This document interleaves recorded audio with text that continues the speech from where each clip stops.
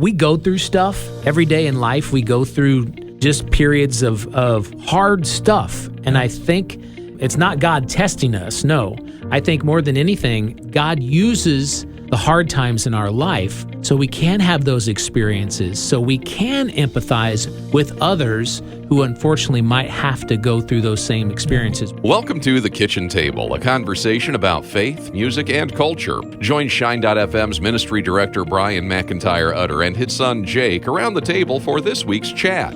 Welcome to another episode of The Kitchen Table. My name is Jake. And I'm Brian. And we are a father-son duo talking about faith in a multi-generational way.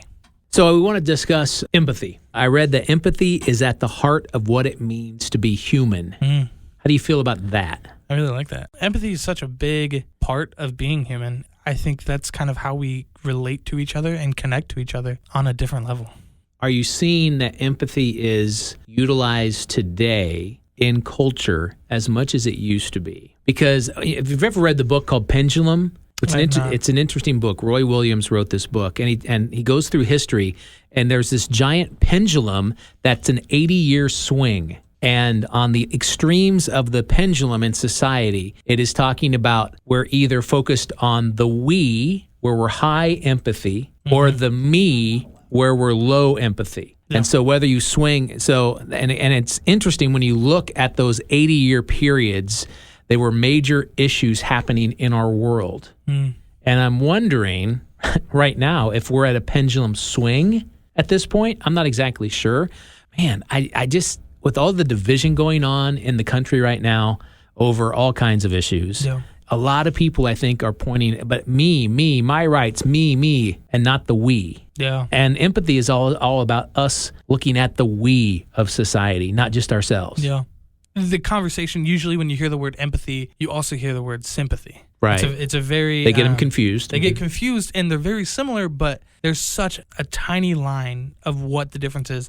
And I have a great video, if you want to check it out. It's Brene Brown on empathy. That's what it's on YouTube. And it's just kind of this cartoon sketch doodle, and it's about giving an example of the difference between empathy and sympathy. So there's this fox, and she kind of is sad, and they represent sadness with like a cloud over her head with raining. And there's this character who's the bear, and the bear is showing empathy, and then they have like a deer or some deer type of animal. Okay. And they're representing sympathy. And it's showing that the best quote of the whole video is that empathy is you relating to a person because of the experience that you've had yourself. You're pulling something from your own memory and own feelings to relate to the other person.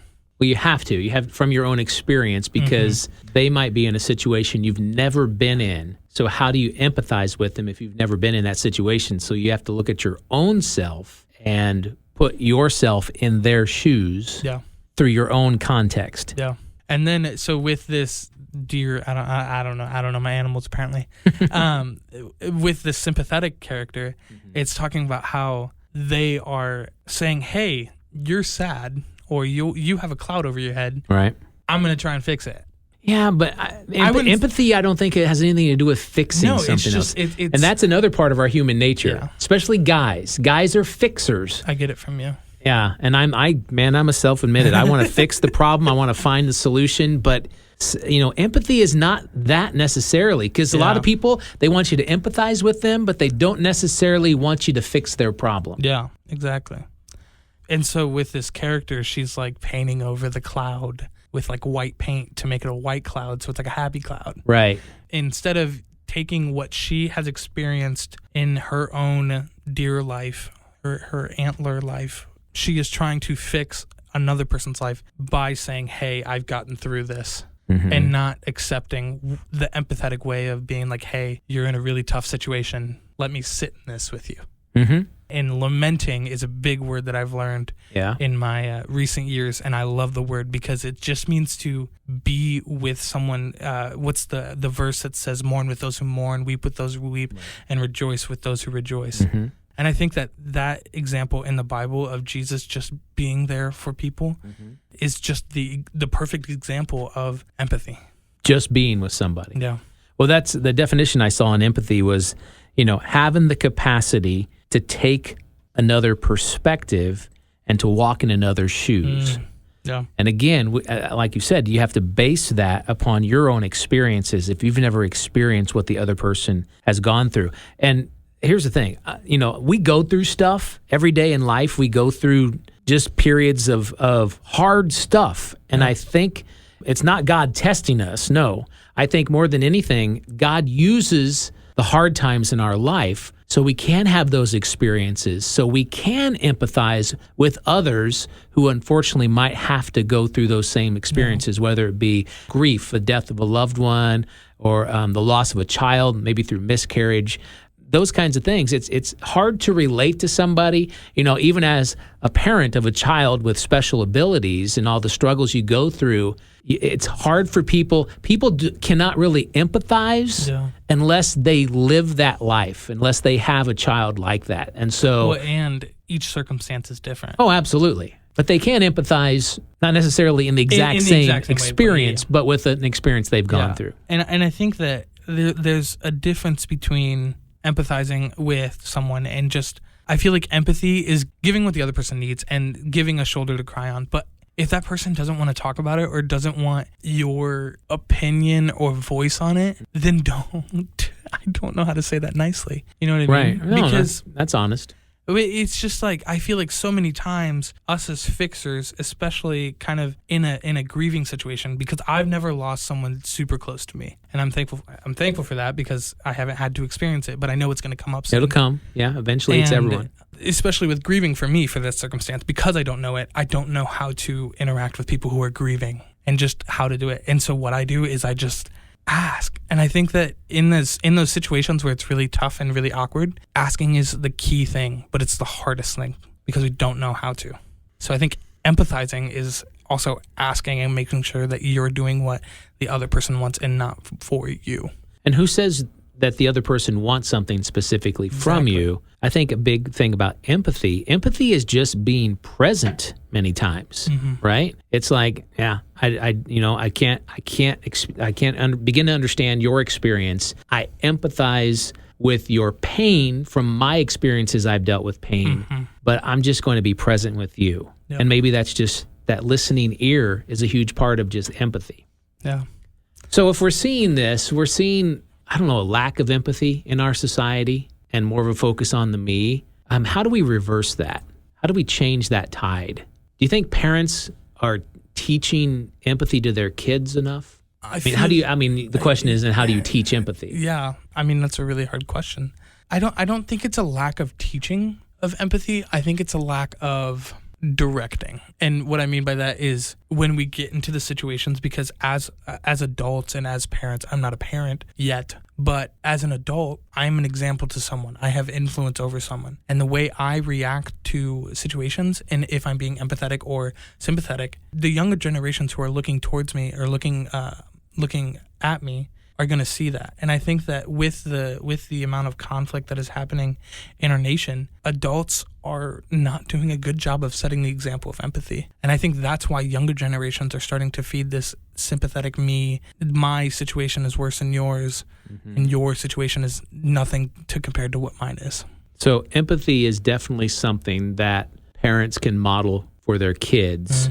And what happens when less and less people are being empathetic towards others? What does that do to the next generation then? Yeah. That's kind of a scary thing when you think about it. Well, and you can go back to the pendulum thing. Yeah. Because I feel like when growing up in like the early 2000s, it was a very empathetic time. Was it? I feel, or just more so than today? More so than today. Today, you either have the polar extremes, and that's why it's so hard. You have the people who are advocating for maybe another race or another age group, or the LGBT community, or just you have the advocators, right? And then you have the people who are just kind of fending for themselves because they think it's so crazy. Their perspective is kind of what is driving them. The empathetic is, hey, I want to make the world a better place. And then this, I don't want to say sympathetic because sympathy is not a bad word. It's not a negative word. No. But it's just in comparison to empathy. But people are saying the world is so bad. If I fix myself, then that's one less problem. You can grow in your personal relationship for Christ when you really, Christ modeled empathy. He did.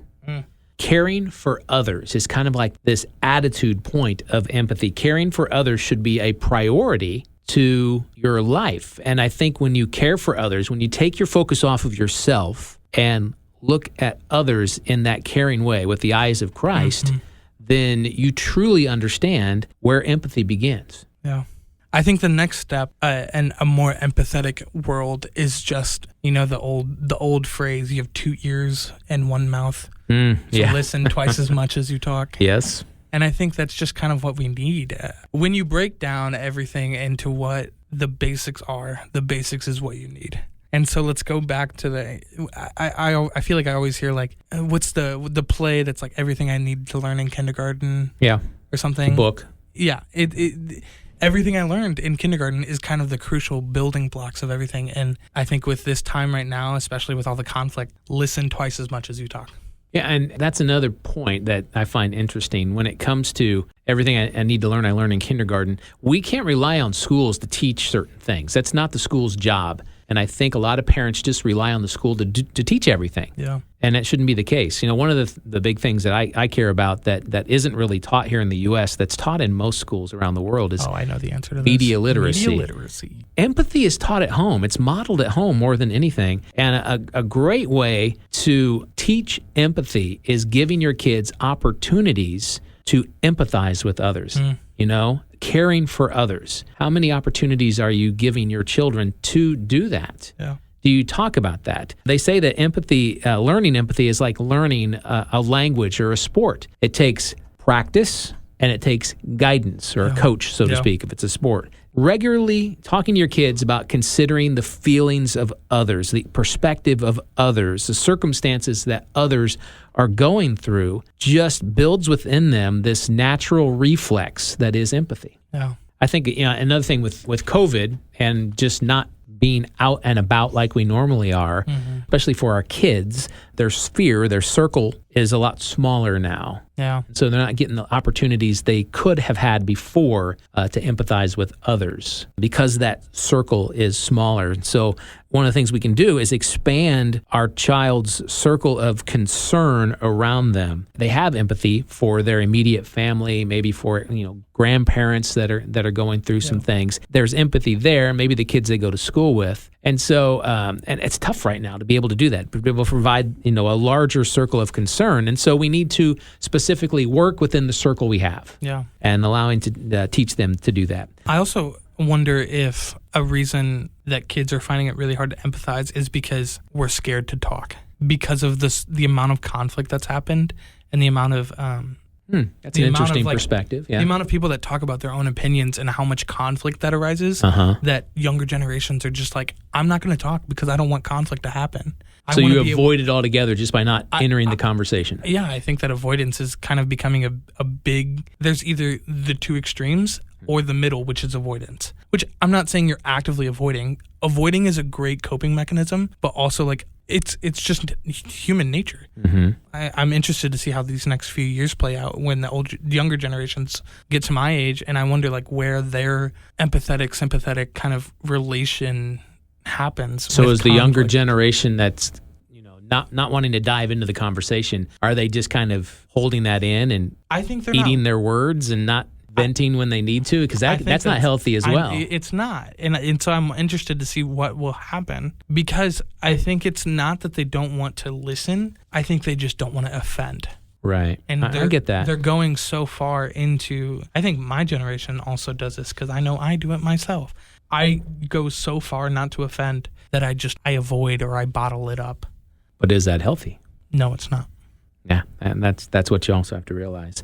Empathy, important to teach our kids, important to give them the model, the example, important to give them opportunities to empathize, important to have conversations about someone who's struggling and show how much we care for that person. One of the outflows of empathy is, at its basic level, kindness.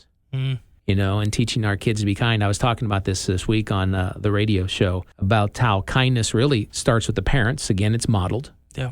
And, it can be intentional. So when we build on kindness, that inspires empathy. It inspires compassion. It's natural that we just let children feel a certain way and then they express their emotions. So if you bottle it up, it's not going to be a healthy thing. No. But what it does is when we have intentional kindness and empathy, it allows them to identify certain words like I'm angry or I'm happy, a certain feeling that they might be feeling. Yeah. But helping our kids to think of kind deeds, doing something kind, Acts caring of for kindness. another. Yeah. Those random acts of kindness, right? Have we lost that? Is that slipping away during this time in our society? Just be mindful. Simple things like when you hear a siren with your kids, pause and say a prayer because you have no idea what that siren is going to or coming from, No. right? I've been with people that, and they've said at a restaurant, they've asked the waitress or the waitstaff, hey, can I pray for something for you? That's showing concern for that person. No. It's amazing the conversations that start when you ask that simple question at a restaurant because that person that's, filling your drink, they might be going through some stuff and they might be honest with you. And what you have done is you just open that door of empathy to them just by making that simple statement. Well, and I think also just understanding that, the people that kind of upset us, waiters, waitresses, cars driving in front of us, they also have their own lives happening too. Oh, right. And they have their own perspective. And it's sad that I'm seeing signs now that says, please be kind to the waitstaff. Yeah, it is really sad. Those signs are out there. You've seen them, right? Understaffed and because it's a weird world we live in right now.